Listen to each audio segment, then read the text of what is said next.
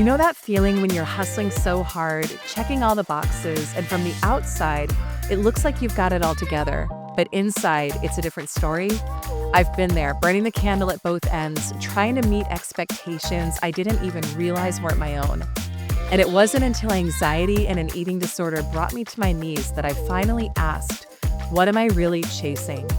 In this episode, I'm peeling back the layers, sharing the mindset shift that freed me to stop surviving and start living. Let's explore what it means to redefine success on your own terms.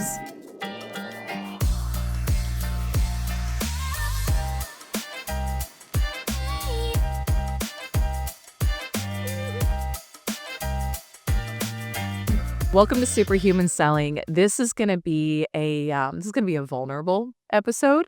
This is going to be a very real episode, and I'm going to share some of my own personal story overcoming anxiety, eating disorder, panic attacks, and what I've learned in the process about the chase for external validation and success versus success coming from a place of true inner peace, fulfillment, worthiness, and wholeness.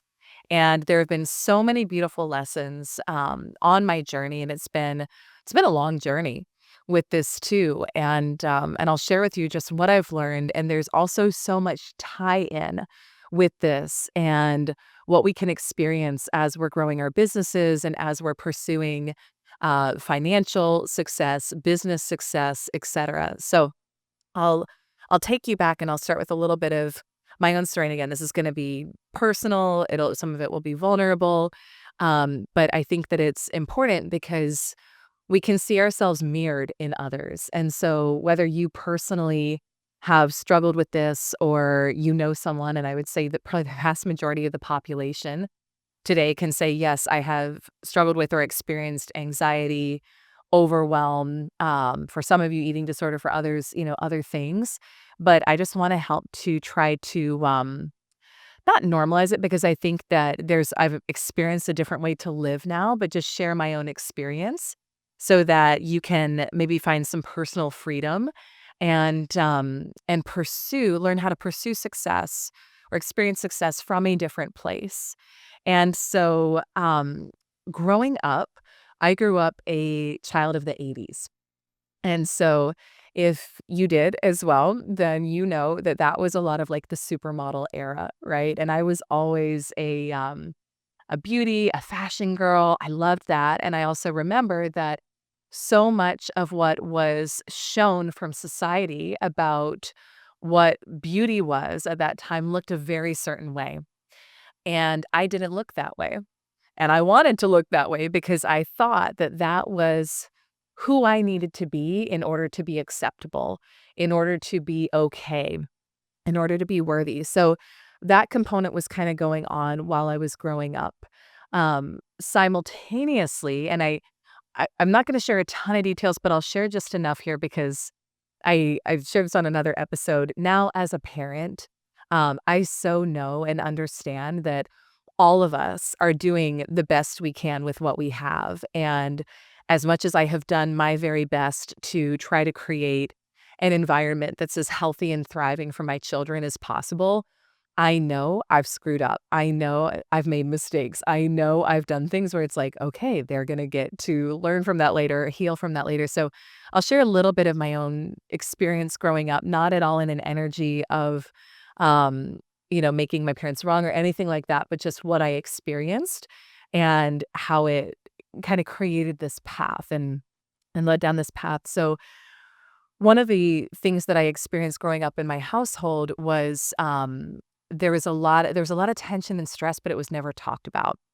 And so there was a lot of things presenting kind of perfect on the outside, but I felt it as a very intuitive little girl, right? I felt it, and I felt that there were things that were off, but I didn't know how to verbalize it, and I didn't know how to talk about it. And things would reach points where I felt so out of control, right, on the outside with what was happening that I started grasping for what I could control in my life. And one of the things that I could control was what I put in my body, right? That was one of the things that I could control. And so couple the desire as a young teenage girl to have attention from boys and to look a certain way with the modeling that was shown in society about what beauty looked like, with simultaneously feeling out of control at home and with a lot of my emotions. And the only way I knew how to control was to try to restrict what I ate. Um, and I remember there was this moment in my life. It was kind of a defining moment where we had been on a family trip to Europe. And I don't know, I was maybe 11, 12, something like that. And we'd gotten back. And in Europe, even though you eat a lot of baguettes, right, you also walk a lot. So we had walked a lot on this trip. And I think I'd lost some weight on the trip. And one of the things that I wanted so much as a young girl was my dad's attention and my dad's approval. And I've got a great relationship with my dad, and I have a different level of consciousness about a lot of those about that relationship now. But at the time, growing up, that was something that I was really desiring that I didn't feel like I was getting. And so I remember being at the dinner table one night, and he looked at me, and my experience in that moment was that he actually saw me for the first time in a long time. And he said a few simple words, nothing that he meant anything bad by, but he said, "You look good." And in that moment, the way that I interpreted that was, this is how I get love, by shrinking. And I said, okay, this is what I need to do to get my dad's love and attention, to get boys to notice me, to feel secure, to feel worthy enough, to feel good enough. And so those things kind of came together, and it started this pattern that lasted over a decade with eating disordered behavior and restricting. And it was something that, as I went into my 20s and was working in the corporate world and outwardly had put together a life that I thought was what success was going to be for me, had a lot of shame about. I wasn't telling anyone about, on the outside, I looked like, I mean, I was probably considered a high performer, right? I was achieving a lot of things. I had bought a nice house for someone in their 20s. I had a nice car. I was married to I was married at the time, and I had done all the things and checked all the boxes that I thought were the things that were going to bring me success and fulfillment and happiness finally. But inside, I was struggling so much. I was really, really struggling. Anxiety, even before I got married to the person I was married to at the time, it was the first time in my life I'd experienced panic attacks. And what I know now is that it was because I was massively overriding my intuition, which was telling me, this is not the right move. Don't get married to this person. Don't do this. But we were engaged, and I didn't want to disappoint people, and I wanted to please people. Um, and you can probably relate to parts of this as we go, even if it's not with a marriage, if it's something else where you overrode your own intuition for the sake of pleasing someone else and living up to societal expectations for success and happiness. And so I went through with the marriage. Of course, nothing got better after we got married. And I really found myself in my late 20s in a place where I had built up the life that I thought was going to mean success and happiness and joy, and done all the things I thought I was supposed to do. But again, inwardly, still struggling with eating disorder, having a lot of shame around that, a lot of unhappiness at home, having a lot of anxiety, and in almost a self-imposed like prison and cage that I just felt like I couldn't break out of. And so it wasn't an easy path to get out. I mean, I'll be honest, it involved a lot of um, really uncomfortable, scary moments. But for me, 28 has always been a really special number. I was born on the 28th. I see 28s everywhere. It's my sign. And I remember before my 28th birthday, I decided I do not want to live this 28th year of my life that I get, at least in this body, in this lifetime, the way that I've been living it up until now. And I don't know what it looks like on the other side, but I knew that if I was going to live a life true to me, it would involve becoming honest about some of the things I was struggling with, getting help for the things I was struggling with, and disentangling a lot of things that I had built up in my life up until that point. And there's this beautiful quote, I don't know if I'm pronouncing the name correctly, but Anais Nin, where it says, "The day came when the risk it took to blossom was less than the risk it took to stay inside the bud." And so I remember just making this decision. We all have these moments where we're like, screw it, I'm going to do this. I don't know what's on the other side, but it can't be worse than this, right? And so I made a lot of changes. And one of the changes was I finally verbalized and spoke up and got help um, with the eating disorder that I was challenged with. And I reached out to someone who was she was my coach at the time, a personal mentor. And I told her I was struggling with this. And it was the first time I had been vulnerable enough to share that that was something that was going on because I had kept it hidden in secrecy for so long. And even in the process of sharing that and verbalizing that, there was some freedom that came with that of saying, okay, I don't have to hold this on my own anymore. I can seek help. I can seek relief. Preston Smiles has this great quote. He says, "What imprisons us also leads to our freedom."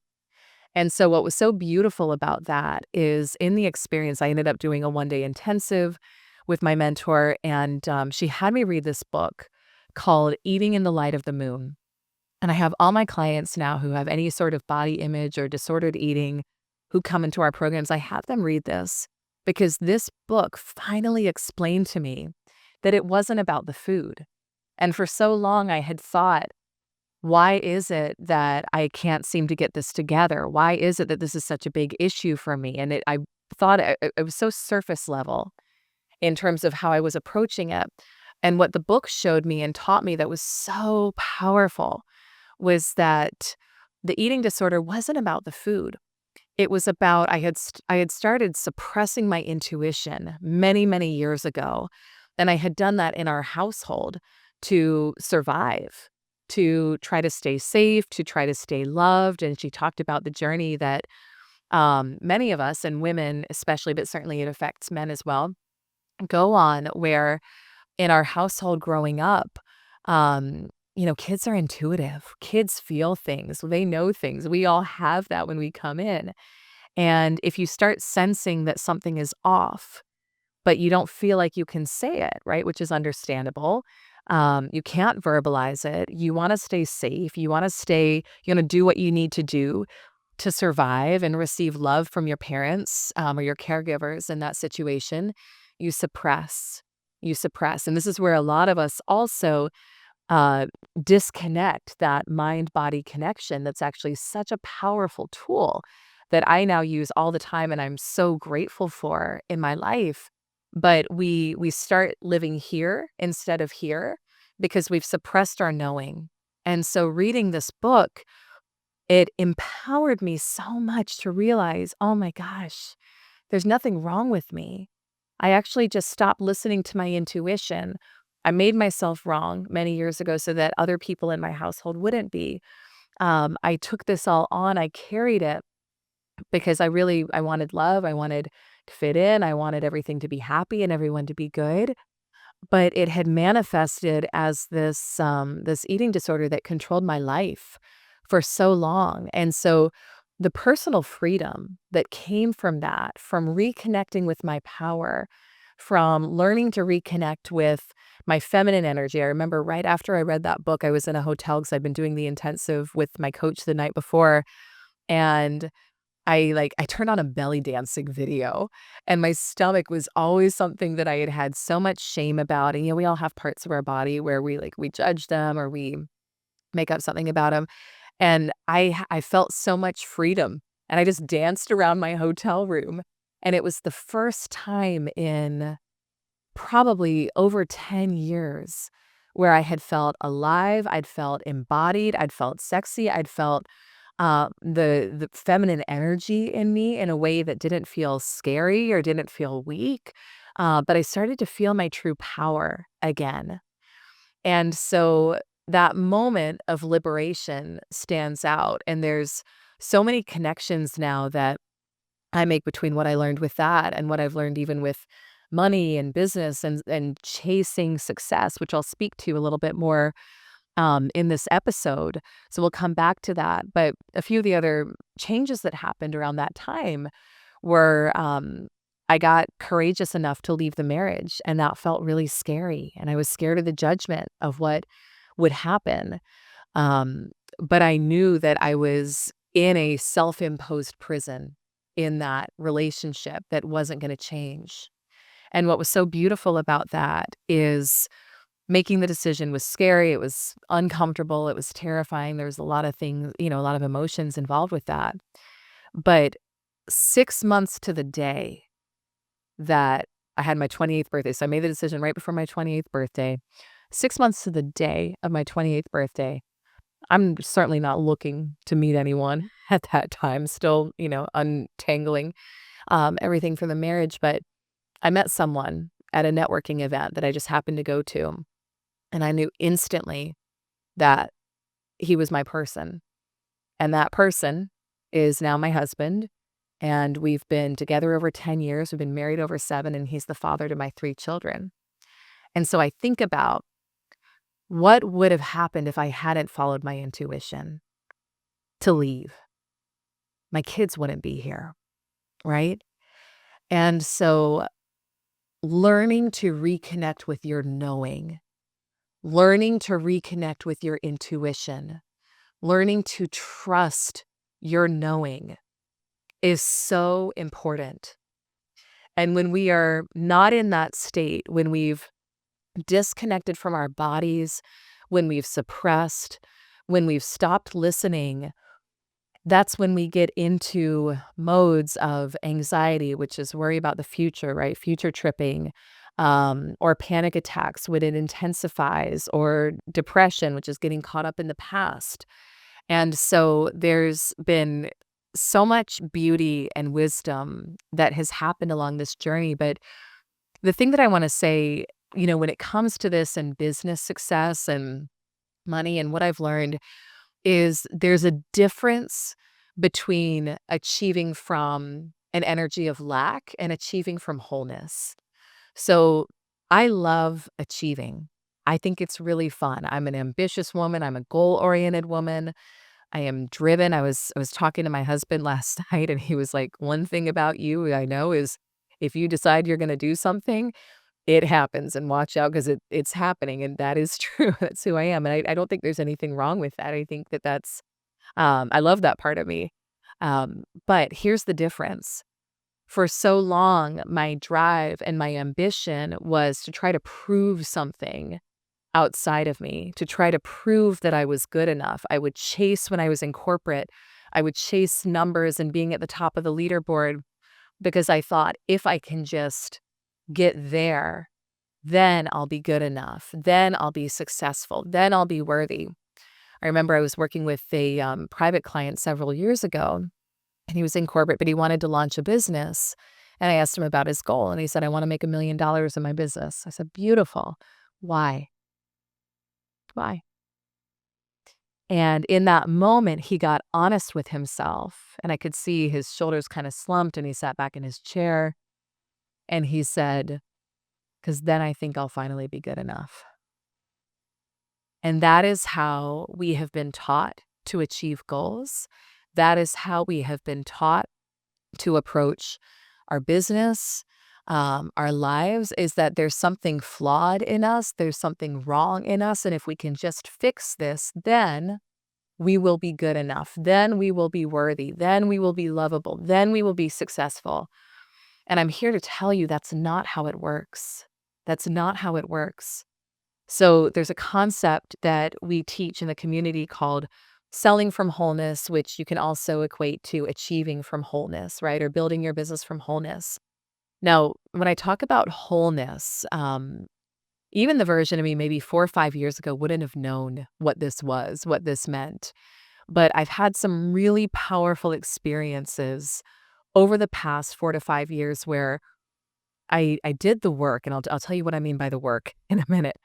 But I finally got to a place where I fell back in love with myself. And the part of me that felt not good enough or felt like I needed something outside of me to be worthy or to be lovable or to be successful got healed. And it wasn't about achieving anything outside of me. It was about reconnecting with my inherent divinity. And each of us has that. You're an expression of source energy, right? Who you are is a drop of the divine. You have that running through you. That's who you are. And a lot of us have just forgotten that. And so for me, it was a lot of different work, but I think some of the most powerful has been using Dr. Joe Dispenza's meditations. And I remember I had a moment, this was years ago, but when I was doing one of them where suddenly I didn't know my heart was closed before this, but suddenly my heart blew wide open and I understood for the first time in a long time that I hadn't been whole or I hadn't thought I was whole before that. And it's this feeling when you experience it, you know it. You'll know it when you're there. This feeling of profound wholeness, profound love, profound acceptance, joy, peace for life that has nothing to do with anything outside of you. And it was actually from that place of wholeness that I experienced my first financial quantum leap in my business and turning my annual income into my monthly income. But the key was I wasn't chasing it anymore. I didn't feel like I needed it. And so this is so, so, so important is to redefine what success looks like for you and to realize that anytime you're in an energy of chase or if I can just do this, then I'll be good enough. Anytime you're grasping for something, then you want to pause and actually look inside and reconnect with your own inherent divinity, your own inherent wholeness, your oneness. Um, there's this beautiful quote from Neville Goddard, and this is, I don't know if this is exactly what he says, but this has helped me a lot on my journey, where he talks about you already are that which you are seeking. And the moment you realize it is the moment it comes to you. So I want you to think right now about what is it that you're seeking, right? Maybe it's a certain level of financial success. Maybe it's a certain level of business success. Maybe you're saying maybe you're launching a new business and you're like, when I have these clients, then that'll mean that I'm successful. That'll mean that this is a good idea. And what I want to impart upon you and share with you right now is everything is just a mirror. Everything on the world and the planet is just a mirror. So your clients, your money, your business, your relationships, they're just mirroring back to you your belief in you, your relationship with you, your self-concept. And so if we wait until something happens outside of us to say, I am good enough, I am worthy, I am successful, I am abundant, you're going to be waiting forever. The key is when you start to recognize that you already are that which you are seeking. You are the abundance. You are the love. You are the joy. You are the success. You're already all of it. It's all there. And you start to see that inside of yourself. That's when it shifts. That's when you actually have things change in your outer world and more money comes, more clients show up, more the love relationship comes, your body changes, right? If it's a health thing that you're working on, but you don't feel like you need it anymore. And something that I want to invite you to be so conscious of, and this is something that I continue to do daily, right? Because I don't think any of us ever gets to stop this work, but just noticing how you speak to yourself about you. And I've got something that I'm working on in my own life right now, which is the big. It's big compared to what I used to do. I'll say that. Um, it's a new home that we're moving into, and it's already happening. It's already in process. But I noticed the other day, as I was talking to myself about it, that I was speaking to myself about it in a negative way. Like, who are you? Who do you think you are? I don't think it was that, but it was something to the effect of like, are you really going to be able to do this? Are you really going to be able to have the money for the down payment and do this and do that? And the tone of it was critical and judgmental. And I thought about, so our 2 kids who are out in the world right now are boys, and our 3rd one on the way is a daughter. And I thought about it and I was like, would you talk to any of your kids that way? Would you talk to your daughter that way? And I was like, she can feel the vibration of what I'm saying right now. Would I tell her if she has something she wants to do that she can't do it, or who is she to do that, or that's too big for her? And I was like, absolutely not. I would tell her, effing go for it. Of course you can do it. You've got everything you need to be able to do this. You are worthy. You are capable. And so I switched it in the moment and I realized just how powerful our inner voices and our inner self-talk is. And self-love is everything on this journey. It really is. So this process of you falling back in love with yourself and recognizing how powerful you are and acknowledging your inner knowing, to me, that is true success. My definition of success today is happiness. It's about living the fullest expression of me. It's about letting her come out into the world unapologetically. It's not tied to a number. It's not tied to um, things that are external anymore. And when I get caught up in that, because I'm human, when I get caught up in that, occasionally I come back to that. What does my soul want? What really matters to me right now on a deeper level? And I realize it's always about um, experiencing a life of love and experiencing a life of peace and giving my gifts to the world and loving myself and loving others as well. So I hope that this has spoken to you. My team and I are here for you. I just want to let you know, like, you're not alone on this journey. And so, if you have questions on this, if you have been struggling in this area and you're looking for support, send me a DM. Let me know where you're at. Let me know what spoke to you about this episode. I want to make sure that we're continuously creating content that serves you. And I know, obviously, mental health is a huge conversation right now, and it's important.